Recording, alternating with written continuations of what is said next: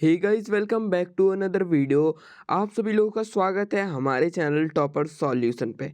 जैसा कि आप सभी लोगों को पता ही होगा कि जो पेपर है हम लोगों का वो बायोलॉजी का वो वायरल हो चुका था एंड उसका हमने पूरा सॉल्यूशन भी दिया। अब कुछ बच्चे कहेंगे कि सर हमारा पेपर मैच नहीं हुआ, तो उन लोगों के लिए मैं कहना चाहूँगा कि जो ये पेपर रहते हैं वो दो सेट में आते हैं। तो किसी के यहाँ सेट बी आता है, किसी के यहाँ सेट ए आता है। आप हमारी लास्ट वीडियो देख सकते हैं, सेट ए वाली थी। अगर आपके यहाँ सेट ए आया होगा तो आपकी वो पूरी का पूरी मैच करेगी रियल क्वेश्चन के साथ। ठीक है, तो अब आप लोगों को चिंता लेने की ज़रूरत नहीं। और बायो का पेपर जो थोड़ा सा लेट हो गया था, ठीक है, थोड़ा सा लेट हो गया था आप लोगों का, इसलिए थोड़ी सी प्रॉब्लम हो गई। एंड अब कोई प्रॉब्लम नहीं होगी क्योंकि केमिस्ट्री के पेपर में आप लोगों को मिल रहा है एक गैप। जी हाँ, चमत्कार हो गया है। अगर संडे नहीं होता है तो एमपी बोर्ड संडे को भी ये सरकारी छुट्टी नहीं होती, तो वो उसी दिन पेपर करवा के आपके पेपर 5 दिन में ख़त्म ही कर देता या 6 दिन में ख़त्म ही कर देता। चलिए, तो उसकी मजबूरी थी, अब हमें सब फ़ायदा उठाना है। तो 1 दिन बचा है तो अब हम लोग करेंगे अच्छे से तैयारी। ये सेट बी है और मैं स्टार्टिंग में बता देता हूँ ये रियल पेपर नहीं है। क्योंकि बहुत सारे लोग गुमराह करते हैं आप लोगों को कि भाई फेक पेपर डाल के बोल देते हैं कि ये रियल है और आप लोग मान जाते हो। तो ऐसा नहीं है। तो आप लोगों का ये जो है 80 टू 90% मैच करता है, मतलब इतना भी फेक नहीं है कि बिल्कुल ही मैच ना करे। पर हाँ, मतलब पूरा मैच नहीं करेगा। तो आप लोगों का ये 80 टू 90% मैच करने वाला सेट है जो पेपर से पहले आता है। अगर कोई बच्चा यही पढ़ के चले जाए तो मेरी गारंटी है उसके 70 में से आप लोगों के 50 या 60 नंबर तो आ ही जाएँगे आराम से, ठीक है? तो अब आप लोगों को प्रॉब्लम नहीं है। एंड अब आप लोगों को करवाने हैं हमारे चैनल पर जो इतना हमने टारगेट बताया था आप लोगों को 55,000 सब्सक्राइबर का। जी हाँ, और 55,000 सब्सक्राइबर का जैसे ही टारगेट पूरा होगा तो अभी जो पेपर है केमिस्ट्री का वो जल्दी लीक होने वाला है। एक खुफिया बात बता देता हूँ आप लोगों को, केमिस्ट्री का पेपर जो है जल्दी लीक हो जाएगा, इसलिए रेडी रहना, क्या पता आज ही के आज लीक हो सकता है। जी हाँ, तो प्रॉब्लम तो आप लोगों की केमिस्ट्री के पेपर में नहीं होने वाली है। चलो ये पेपर देख लेते हैं जो पेपर मैं लेकर आया हूँ अभी थोड़ी प्रैक्टिस के लिए, ठीक है? तो सही विकल्प चुनकर लिखना है। तो 7 ग्राम नाइट्रोजन गैस में एनटीपी का आयतन होता है 5.6 लीटर, ठीक है? लीटर ये है एल, ओके। एंड फिर आता है उच्चतम तरंगदैर्घ्य वाली विकिरणन होती है तो रेडियो तरंग, ठीक है? ये त्रैमासिक में भी आया था और बहुत सारे बच्चों ने एक्स किरणें लगा दी थी, पराबैंगनी किरणें लगा दी थी, लेकिन नहीं, गलत है उन लोगों के। ये आंसर सही होगा आप लोगों का रेडियो किरण, ठीक है? फिर आता है आवर्त सारणी में किसी वर्ग के नीचे की ओर जाने पर गुण नहीं बदलते। किसका परमाणु आकार का गुण नहीं बदलता? ये वाला गुण जो है चाहे नीचे चले जाएँ आप आवर्त सारणी में गुण नहीं बदलेगा। और निम्नलिखित में से सर्वाधिक सहसंयोजी गुण है तो वो है AlC3 में, ठीक है? AlC3 में है। एंड फिर आता है आप लोगों का क्वेश्चन नंबर फिफ्थ में है कि यदि बी की एंथैल्पी ए से अधिक हो तो अभिक्रिया ए बी होगी ऊष्मा शोषी, ठीक है? ऊष्मा शोषी। एंड CaOCl2 में Cl का ऑक्सीकरण अवस्था है तो +1 -1, ओके। तो अब आ जाते हैं अपने रिक्त स्थान की पूर्ति करनी है तो STP पर 22 लीटर हाइड्रोजन गैस के अणुओं की संख्या होगी तो वो होगी 6.023 इंटू 10⁻23, ओके। अब आते हैं अपने नेक्स्ट क्वेश्चन पे कि सबसे पहला अपचयक तत्व था, सबसे पहला अपचयक तत्व था लिथियम, ठीक है? Lithium, okay. लिथियम था सबसे पहला अपचयक तत्व।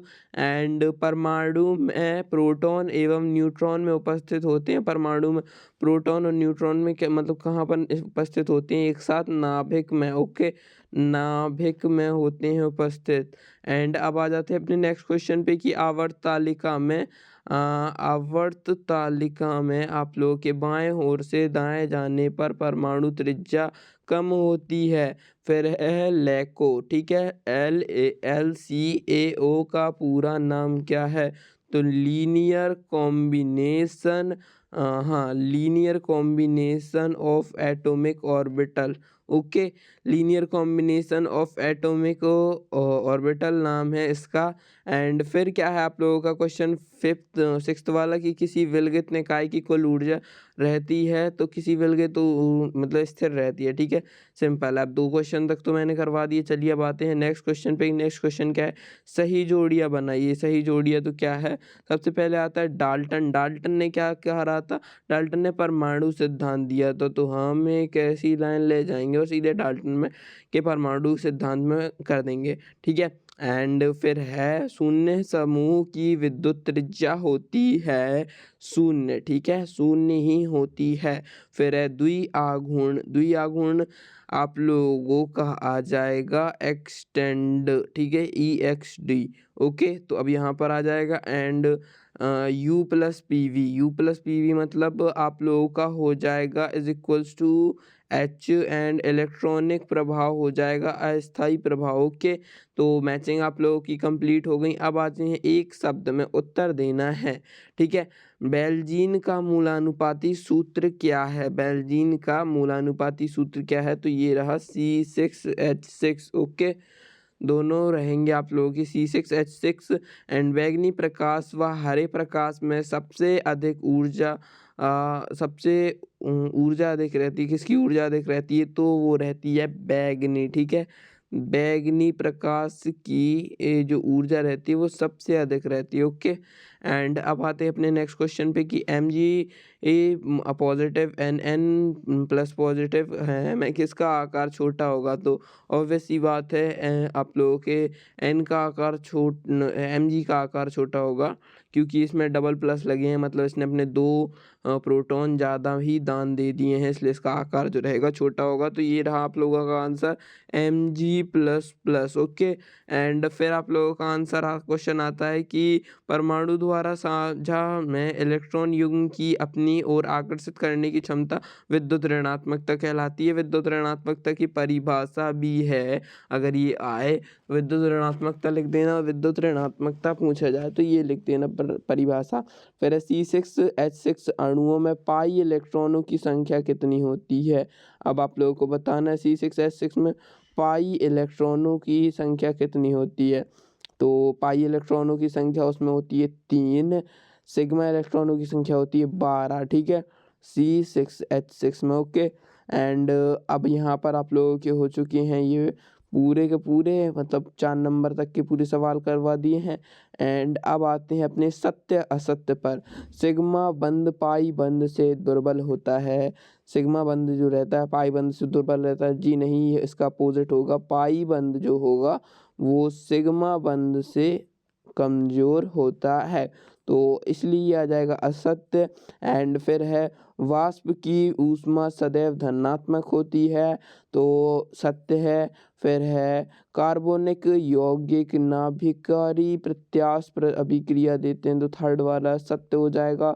एंड फोर्थ वाला 1 ग्राम बराबर 10⁻03 × 10⁻23 AMU बराबर है, तो ये नहीं, ये बिल्कुल असत्य हो जाएगा आप लोगों का। फिर है कक्षा तथा कक्ष में कोई अंतर नहीं होता। जी नहीं, बहुत अंतर होते हैं और ज़मीन आसमान का फ़र्क होता है, और ये हो जाएगा सत्य नहीं असत्य। और फिर आ जाएगा किसी विलगित निकाय की ऊर्जा जो रहती है वो स्थिर रहती है, तो सत्य हो जाएगा। मतलब पहला चौथा पाँचवा असत्य। अब देख लेते हैं अपनी बाकी क्वेश्चन। ये रहे आप लोगों के छठवा वाला 7 मूल संकलन क्या है। अगर आप लोग कहो तो इन सभी का सॉल्यूशन मैं नेक्स्ट वीडियो में बना दूं, या नेक्स्ट वीडियो सीधे अगर रियल पेपर लीक हुआ तो उसकी बनाऊंगा अगर ठीक है। ओके, क्योंकि इस बार जो है चांसेस रियल पेपर के वो जल्दी लीक होने के हैं। ठीक है, और N व O के में किसका आयनन एंथैल्पी कम होती है और क्यों। फिर है परीक्षण प्रभाव क्या है। द्विध्रुव आघूर्ण से क्या समझते हैं। sp2 संकरण उदाहरण से समझाइए। 2 नंबर का सवाल है आप लोगों का। द्रव्य अनुपाती क्रिया का नियम क्या है। फिर है लवण जल अपघटक से क्या समझते हो। तत्व जल ये तत्व जल अपघटक से क्या समझते हो आप। एंड रासायनिक समीकरण क्या है। संतुलन करके व अनुगमन विधि का उदाहरण समझाइए। मतलब रासायनिक समीकरण क्या है, संतुलन करने की अनुमान विधि उदाहरण सहित समझानी है हमें, ठीक है। और स्थिर अनुपात का नियम उदाहरण सहित बताना है, ठीक है। कक्ष और कक्षक में अंतर स्पष्ट करने हैं, वह ही मोस्ट सवाल हो जाएगा ये आप लोगों का। और क्वांटम संख्या कैसे और कितने प्रकार की होती है समझाना है। इलेक्ट्रॉन बंधुता और तथा विद्युत ऋणात्मकता में क्या अंतर है। बर्फ में क्रिस्टल जल पर तैरते हैं क्यों, बर्फ के क्रिस्टल जो रहते हैं वो जल पर तैरते हैं क्यों। एनहेस के स्थिर अनुपात संकलन के नियम को उदाहरण सहित बताना है। बर्फ विलयन क्या है, बफर विलयन क्या है उदाहरण से, मतलब इसका क्या है महत्व है। और फिर 17वां वाला 4 नंबर में आएगा कि पाई बंद और सिग्मा बंद में 4 अंतर, निम्नलिखित में से संक्षिप्त टिप्पणी कीजिए। एंड ऊर्जा गतिकी का प्रथम नियम, इसकी गणितीय व्याख्या समझाएं।